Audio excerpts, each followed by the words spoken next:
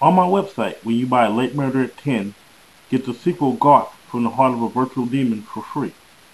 Buy the Sergeant Wise Guy Chronicles and get the sequel for free when it's released. The deal is offered online only and lasts until September.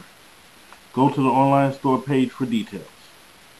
That's www.hdcampbell3.net. First, Michelle Michaels offered you a piece of herself in a piece of me. Then she teased you with a little sexual seduction. And now she's taking you on a road of emotions. Road of Emotions, coming soon to your favorite bookstore or Z's website. It's all about the writer's technology in your technology corner. Come back to the author's corner. I want to talk to you very candidly. I'm usually talking about new equipment like my laptop that I'm over here on or a couple of other things. Today I want to talk to you about something very serious. It's about email scams. Recently, I've gotten emails from friends, actually co-authors, co-workers, or what have you, saying, help, I'm stuck in England, or I'm stuck in Libya, or I'm stuck somewhere, and I need money to get home. I'm at the embassy, please call.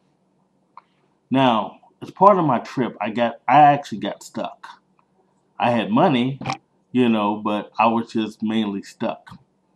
Personally, in that sense, if I'm really stuck and I need help, I'll do like I did. I'll call.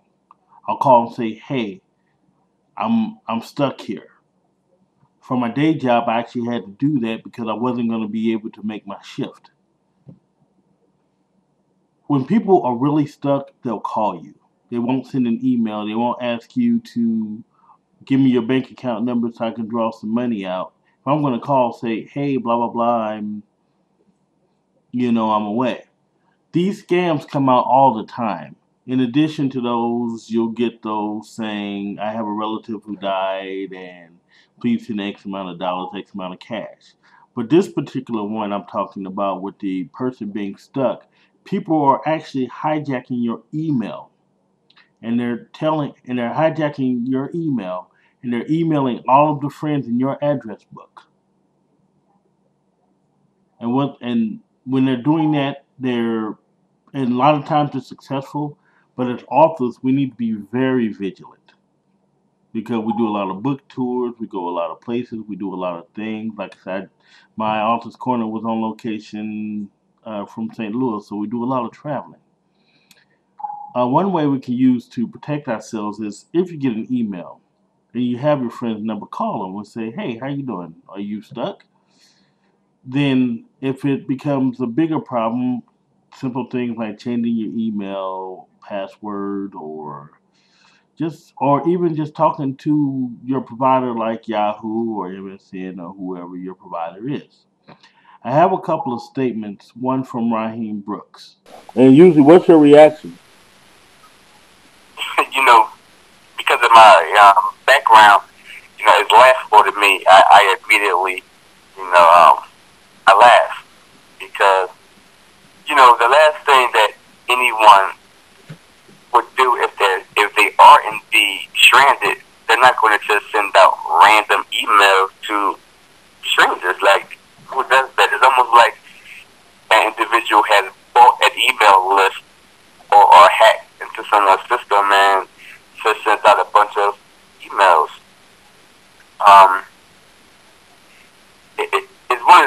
It's one of the simpler crimes or scams to prevent yourself from being a victim of, because it's almost like teaching your kid not to talk to strangers. I mean, you teach your middle schooler who's starting to go to school on their own, hey, don't talk to strangers, go to school, come from school, come in the house. If they're home alone at this time, lock the door, don't open the door. I don't care if it's your Aunt Rosie. You don't open the door, you call me, XYZ. It's just that same principle. If someone sends you an email that you absolutely don't know, how could you possibly feel compelled to put your credit card into, or send money to someone that you absolutely don't know? So that particular scam, as far as receiving email, is fairly continue to disregard and not be a victim of. You're so right, Raheem. And in addition, I have a written statement from author Sabrina Williams. At first, I was a little frantic thinking someone would be in distress. Then I realized the person could be presenting a scam. So I asked the person to go to the foreign embassy and let me speak with an official. After that response, they never responded again. I knew then it was a scam.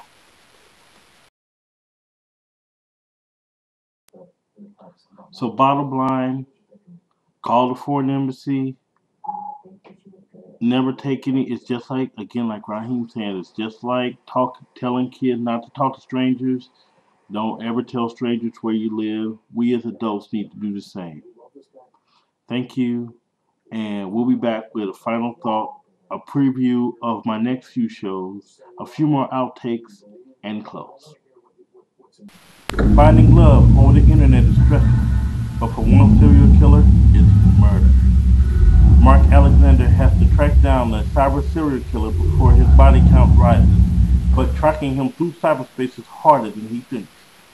By God, from the heart of a virtual demon at your favorite bookstore or from these websites. By Late Murder at 10.